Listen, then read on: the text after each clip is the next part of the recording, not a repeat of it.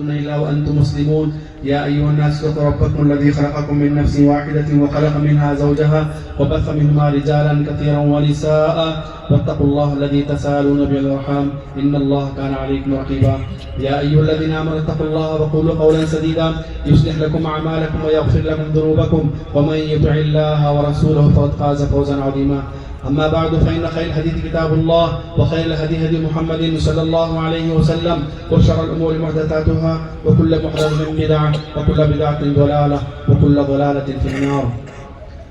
محترم سامعین، برادران اسلام اور خواتین، اللہ تعالیٰ کے فضل و کرم سے ہم نے اس ماہ مبارک رمضان میں حق المقدور عبادتیں کی اور اللہ تعالیٰ کے حکم کی بجا والی میں عید الفطر کی 2 رکعت نماز ادا کرنے کے لیے آج اللہ اس میدان میں جمع ہوئے ہیں۔ اللہ تعالیٰ سے دعا کہ اللہ رب العالمین رمضان میں کی ہماری تمام چھوٹی بڑی باتوں کو قبول فرمائے۔ محترم سامعین، اللہ رب العالمین نے اپنے بندوں پر 2 طرح کے حقوق عائد کیے ہیں جنہیں پورا کرنا بحیثیت مسلمان ہر مسلمان پر فرض اور ضروری ہے۔ پہلا حقوق العباد، حقوق اللہ، جن کا تعلق اللہ تعالیٰ کے لیے کی جانے والی عبادات سے ہوا کرتا ہے، جیسے نماز، روزہ، حج، زکوٰۃ، قربانی، تلاوت قرآن مجید، ذکر اللہ اور دیگر مالی و بدنی اور لسانی عبادات ہیں۔ اور دوسرا حقوق العباد، جن میں عام مسلمانوں کے ساتھ تعلقات، تجارت، لین دین، قرض، انویسٹمنٹ، پارٹنرشپ، سماجی زندگی میں آنے والے معاملات سے ہیں۔ اللہ رب العالمین نے ان دونوں حقوق میں ہم مسلمانوں سے حسن معاملہ، امانت، خیر اور اچھائی کا مطالبہ کیا ہے اور دھوکہ، فراڈ اور مکروہ سے ہمیں منع فرمایا ہے۔ دھوکہ، فراڈ ایک ایسی بری عادت، ایک خراب خصلت اور تباہ کن چیز ہے جو حقوق اللہ کو متاثر کرتی ہے، اللہ تعالیٰ کو ناراض کیا کرتی ہے اور حقوق العباد کو برباد کر دیتی ہے۔ لیکن بدقسمتی سے خیر امت کے اونچے لقب سے ملقب امت محمدیہ میں دھوکہ جیسی بری عادت اور بری خصلت زندگی کے تمام شعبہ جات میں سرایت کر رہی ہے، جسے ہر انصاف پسند مسلمان محسوس کرتا ہے، یہاں تک کہ غیر مسلم بھی مسلمانوں کو دھوکے باز خوف تصور کرنے لگے ہیں۔ ملک ہندوستان میں عام مسلمانوں کی پہچان ایک دھوکے باز سے ہو گئی ہے۔ زندگی کی تمام شعبہ جات میں دھوکہ دہی دن بدن بڑھتی جا رہی ہے، جبکہ اسلام نے دھوکے کو بہت بڑا جرم قرار دیا ہے۔ رسول اللہ نے فرمایا صلی اللہ علیہ وسلم، من غش فلیس منا، جو ہمیں دھوکہ دے وہ ہم میں سے نہیں ہے، من غشنا فلیس منا، رواہ مسلم۔ محترم سامعین، اگر ہم مسلمانوں کے سماجی معاملات میں نگاہ دوڑاتے ہیں تو تقریباً ہر شعبے میں دھوکہ نظر آتا ہے۔ تجارت میں دھوکہ، مثلا شریعت کی روح سے تجارت میں بنیادی طور پر ہر مسلمان سے 2 چیزیں مطلوب ہیں۔ پہلا، بذات خود وہ تجارت حلال ہو، اور دوسرا اس تجارت طریقہ حلال ہو، اس تجارت کا طریقہ حلال کا ہو۔ لیکن افسوس کی بات ہے کہ تجارت میں حرام چیزیں خرید اور بیچی جا رہی ہیں، کم معیار، لو کوالٹی کی چیزوں کو معیاری سامان بتا کر بیچا جا رہا ہے، خریدار کی جانب سے پیسہ دینے میں دھوکہ دیا جا رہا ہے، کھانے پینے کی چیزوں میں ملاوٹ کی جا رہی ہے، کوالٹی اور کوانٹٹی میں دھوکہ دیا جا رہا ہے، برانڈڈ اشیاء کو نقلی بنا کر فروخت کیا جا رہا ہے، جبکہ اللہ رب العالمین نے فرمایا یا ایھا الذین آمنوا لا تأکلوا اموالکم بینکم بالباطل، اے ایمان والو تم اپنا مال آپس میں باطل طریقے سے ناحق طریقے سے کھایا کرو۔ اسی طرح نوکری میں بھی دھوکہ نظر آتا ہے، لوگ کم کام کرتے ہیں، صحیح طرح سے کام نہیں کرتے ہیں، تاخیر سے آتے ہیں، جلدی چلے جاتے ہیں، وقت پر کام نہ کر کے اس چیز کے اندر دھوکہ دے رہے ہیں۔ پھر اسی طرح تیسری چیز، پارٹنرشپ میں دھوکہ دیا جا رہا ہے۔ محترم سامعین، داؤد علیہ السلام کے سامنے ایک پارٹنر نے، ایک ساجھیدار نے اپنے دوسرے پارٹنر کے تعلق سے دھوکے کی شکایت کی تو داؤد علیہ السلام نے فرمایا وَإِنَّ كَثِيرًا مِنَ الْخُلَطَاءِ لَيَبْغِي بَعْضُهُمْ عَلَى بَعْضٍ إِلَّا الَّذِينَ آمَنُوا وَعَمِلُوا الصَّالِحَاتِ وَقَلِيلٌ مَّا هُمْ۔ داؤد علیہ السلام نے فرمایا کہ بہت سے پارٹنر اور بہت سے ساجھیدار اپنے پارٹنر کو دھوکہ دیا کرتے ہیں، اپنے پارٹنر پہ ظلم کیا کرتے ہیں۔ ہاں، اس سے وہی لوگ بچتے ہیں جو حقیقت میں اللہ پر ایمان لاتے ہیں اور ہمارے صالح کیا کرتے ہیں۔ اسی طرح محترم سامعین، زمینات کی خرید و فروخت پہ دھوکہ عام ہوتا جا رہا ہے۔ عصر حاضر میں ریئل اسٹیٹ میں دھوکہ ایک مافیا شکل اختیار کر چکا ہے۔ ایک جھوٹے کاغذات، فیک ڈاکومنٹ بنوائے جا رہے ہیں، ایک زمین کئی کی لوگوں کو بیچی جا رہی ہے، دوسروں کی زمینات، مکانات، کھیت اور باغ کو ناجائز طریقے سے قبضہ کیا جا رہا ہے. رسول اللہ نے فرمایا صلی اللہ علیہ وسلم من اخذ شبرا من الارض ظلما فانه يطوق يوم القيامه 7 ارضين. رواه بخاری مسلم. رسول اللہ نے فرمایا صلی اللہ علیہ وسلم جو مسلمان کسی مسلمان کی ایک بالش کی زمین بھی ناحق طریقے سے چھین لیتا ہے، قیامت کے دن اس کی گردن میں 7 زمین کو توڑ ڈالا جائے گا. ایک طرف مالک کے مکان کی طرف سے کرایہ دار کو دھوکہ دیا جا رہا ہے تو دوسری طرف کرایہ دار کی طرف سے بھی مالک کے مکان کو دھوکہ دیا جا رہا ہے. وقت پر مکان خالی نہیں کرنا ہے اور کرایہ دار سے صاف انکار کر کے اس چیز کو دھوکہ دیا جا رہا ہے. اسی طرح محترم سامعین، انویسٹمنٹ کمپنیوں کی طرف سے دھوکہ ایک عام چیز ہوتی جا رہی ہے. خصوصاً پچھلے 15-20 سالوں میں ہندوستانی مسلمانوں کو اپنے ہی کلیمہ کو مسلمان بھائی بہنوں کی طرف سے انویسٹمنٹ کے نام پر جو دھوکہ دیا گیا ہے، پوری تاریخ میں اس کی مثال نہیں ملتی ہے. کئی لاکھ کروڑ روپیوں کو دھوکہ مسلمانوں کی جانب سے مسلمان بھائیوں کو دیا گیا ہے، جس میں جھوٹ، فریب، عیاری، مکاری، ظاہری اور جھوٹی دینداری تمام چیزوں کا سہارا لیا گیا ہے. اور اس دھوکے کا شکار کون ہوئے ہیں؟ عام مسلمان، یتیم، بیوہ، بیمار، بے سہارا، بے آسرا، کمزور طبقات، اولاد سے محروم ماں باپ، بوڑھے ماں باپ تمام اس دھوکے کا شکار ہوئے ہیں. 10 سال کا عرصہ گزرنے کے باوجود بھی ان کمپنیوں کی طرف سے اب تک حقداروں کو ان کا حق نہیں ملا ہے.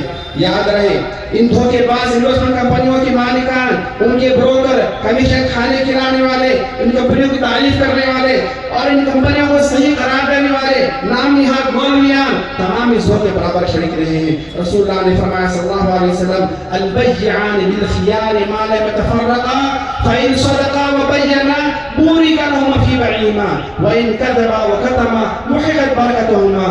خریدنے والا، بیچنے والا، تجارت کرنے والے لوگ اگر سچائی کا مظاہرہ کریں اور سچ بولیں تو ان کی تجارت برکت دی جاتی ہے.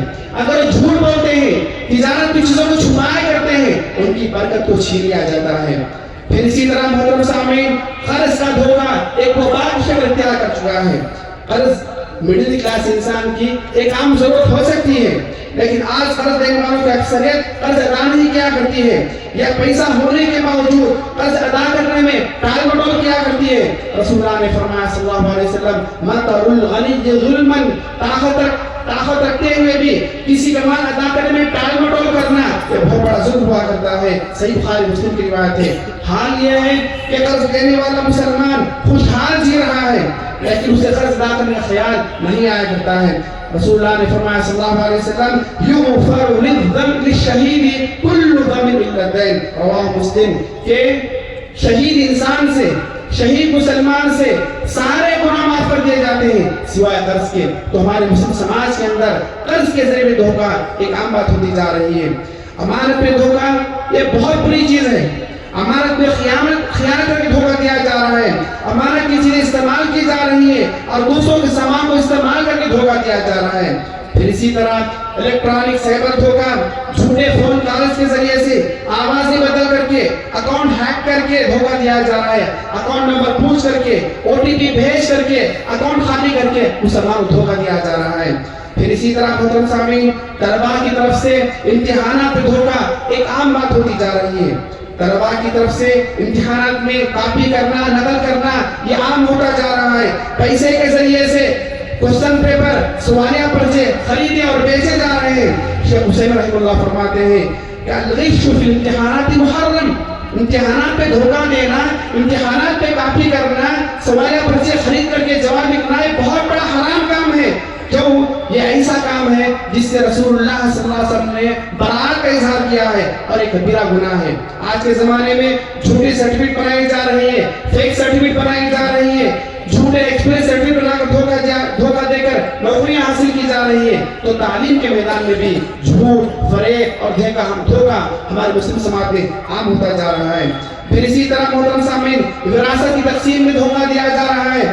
ایک بھائی اپنے دوسرے بھائی کا یا بھائی بہنوں کا حق مار رہے ہیں، بہنوں کو وراثت کا مال نہیں دے رہے ہیں، تو دوسری طرف بسا بار بہنوں کی طرف سے بھی بھائیوں کا مال چھینا جا رہا ہے، جھوٹی وصیتوں کو بہانہ بنا کر مال ہڑپا جا رہا ہے، وارث کو وراثت میں زائد مال دیا جا رہا ہے، جبکہ رسول اللہ نے فرمایا صلی اللہ علیہ وسلم لا وصیت لوارث، رواه ابو داؤد و ترمذی، کہ وارث انسان کے حق میں وصیت کرنا ناجائز ہے، جو وارث ہوا کرتا ہے اس کے حق میں وصیت کرنا ناجائز ہے، اور وارث کو وصیت کے مال میں سے وارث کو وصیت کی بنیاد پر کچھ بھی زائد مال نہیں مل سکے گا۔ لیکن ہمارے مسلم سماج کے اندر وراثت کے اندر بھی بہت بڑا دھوکہ دیا جا رہا ہے۔ پھر اسی طرح عبادات کے نام پر دھوکہ دیا جا رہا ہے، دینی اداروں، بعض مساجد، مدارس، خیراتی ادارے، چیریٹیبل ٹرسٹ کے نام پر دھوکہ دیا جا رہا ہے، جھوٹا چندہ کیا جا رہا ہے، جعلی رسیدیں بنائی جا رہی ہیں۔ اسی طرح حج ٹورز اور ٹریولز والے ان لوگوں کی طرف سے عوام الناس کو دھوکہ دیا جا رہا ہے۔ دھوکہ ہمارے مسلم سماج کے ہر شعبے میں سرایت کر گیا ہے۔ اسی طرح دینداری کے نام پر مرد و خواتین کی طرف سے دھوکہ دیا جا رہا ہے۔ عصر حاضر میں بعض دیندار لوگ بھی دھوکے سے جڑے ہوئے ہیں۔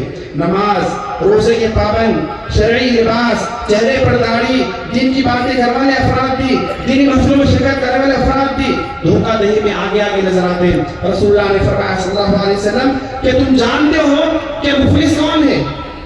رسول اللہ نے پوچھا کہ تم جانتے ہو مفلس کون ہے؟